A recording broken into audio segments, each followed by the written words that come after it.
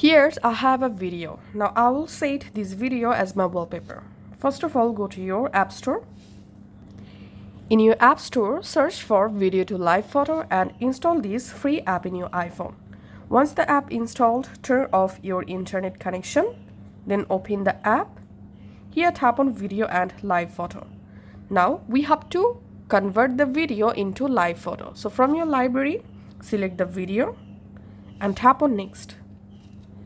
And here make sure to select this template or size, and then here you can crop your video just like this. Then just tap on Make, and here tap on Live Photo. Once the video converted into live photo, go to your Photos app. In your Photos app, open the live photo. Now just tap on Share. Here tap on Use as Wallpaper.